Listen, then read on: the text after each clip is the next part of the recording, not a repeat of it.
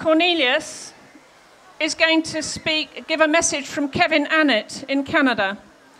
Kevin is an incredible person, really just a phenomenal one-off person who's been single-handedly exposing the genocide against the native Indians in Canada and North America, carried out by, obviously, our government, Canadian government, the churches, and there's been systematic genocide going on of the Indians through the residential school programs for their children. Their children were told they would get a good education, were taken to these residential schools, and then all hell broke loose for those children, and many thousands of them haven't survived and have just disappeared from the page of history. But Kevin is managing to get this out to the Canadian people, and he started off as a member of a church and as a pastor in his church, and then has been thrown out of the church, but still carries on speaking. So here's a message from Kevin, read by my friend Cornelius, who's also very much in with us in this whole issue of child abuse. Cornelius. Thank you very much. I just want to point out that that spire is the church. And this statue is the state. And church and state have always had one aim: the domination of everything within their territory and everything within their reach. To the extent that the current paradigm of science in this world that we call industrial civilization is the domination and control of nature. And the same applies to the way this society treats children. The natural child is to be dominated, to be controlled, to be told what to think, what to do. And when the natural child says no, they are beaten, abused, bullied, set to one side. Kevin Annett is a man who has spent the last 20 years exploring how church and state worked to kidnap the children of the indigenous people of those lands, so as to undermine that culture, to take their land so they can have mines and dig out tar and oil and gold. And this is his message to this gathering. Dear friends, my heart and spirit are with you today as you stand with the children and all survivors to confront the evil of child abuse and trafficking. We know that our battle, first, is to uphold the dignity and the sanctity of a child's innocence in the face of a society that fears and degrades such innocence and allows convicted child rapists to live unpunished and to evade justice. We know that justice for children is impossible as long as child abuse and trafficking is aided and abetted by government and by churches and by the police who protect perpetrators rather than pursue and stop them. Child trafficking is an international and profitable business that, like the arms and drug trade, is utilized by governments and the powerful. When the Pope, Joseph Ratzinger, himself can protect child-raping priests in his Catholic Church and obstruct justice at an international level, and then claim immunity from prosecution, it's time to realize that our enemy is not isolated, sick individual perverts, but rather entire institutions that prey on the innocent.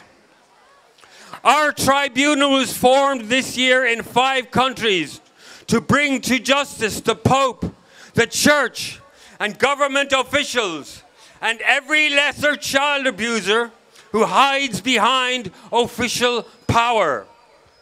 Your stand today is part of a growing wave of informed outrage that can sweep away these crimes and finally create a world where our children can grow up in love and freedom and not to be used as playthings for sick and twisted people or instruments for the economy. We welcome your involvement in our actions this year in September. On September the 15th through the 19th, when the Pope will be here, when many of us will confront the Pope and organize pedophilia in the church. Our website is hiddenfromhistory.org.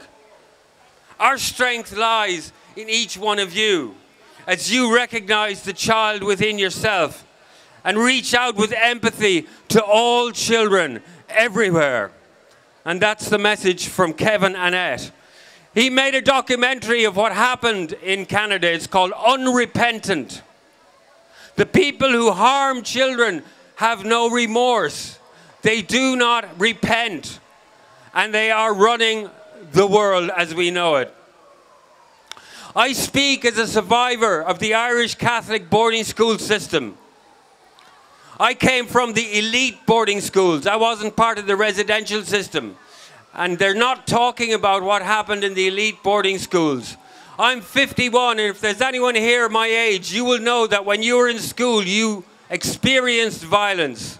Either it was directed against you, or you saw it directed against other children. All the people who are in government who are of that age also experienced that violence, and they do not talk about it. They do not talk about their experiences, and they have not resolved those experiences because they perpetrate violence. One of the things that I want to bring here to you today is the natural child. When people talk in this culture about natural or about human nature, for the most part they're talking about having studied people from within this society. There is no long-term study of healthy hunter-gatherer, indigenous native peoples all around the world. They do not study the healthy natural child. They do not look at the reality of the healthy natural child. And so when we talk about humanity as a problem, or you know, all these kind of issues, and they say humanity is a problem, humanity is not the problem. Industrial civilization with hierarchies and power, that's the problem. The cells in my body are natural. They are not a biological problem. The cells in your body are natural. They are not a biological problem. But the thoughts that we have been given, that were put into us as we were small children, those are a problem. You cannot tell a child what to think, what to do, what to feel without abusing that child. The role of a parent is to listen to the child, to hear how they feel, to hear how they think, to hear how they sense, and allow the child to grow into their own sensing, their own thinking, and their own feeling of the world, as honest as they really are. Because the honest child will tell you the truth. They will tell you, I don't like what you're doing. I'm frightened. Can you stop it? The children of Iraq will tell you this. Can you stop sending your bombs? The children of Gaza will tell you this. Can you stop sending your bombs? And this society, the structure of it, is terrified of the honest child, of the survivor who comes with wisdom, with compassion, with empathy, and with anger to confront those who abuse and those who control. And so in September, I'm calling on you to join with me and Kevin Annett to confront the Pope and the English government and the Anglican Church and the think tanks and the education system and the psychology establishment with the reality of how children are treated in our society. The best way to look at a society is say, how are the children being treated? In this country, we have the notoriety of having the most unhappy children of all developed countries, according to the UN. This is a very, very, very, very big issue, but nobody's talking about it. there's a great silence. Well, the survivors, myself and many, many others, are no longer silent. And we are speaking. And we are many. And we will tell the truth of our experience. And we will keep on telling it. And we encourage each one of you to go back to your childhood and look at those times when as a child you protested. You said to the adults, stop what you are doing. You're bullying me. Stop what you are doing. You're hitting me. Stop what you are doing. You're telling me what to think. Every single one of you have had that experience at some time. That's where the protest begins. Give voice to the natural child, and everything else follows. Thank you very, very much for listening to my words. And please, when the Pope comes to visit the Queen, join with us and let our voices of all our children speak loudly.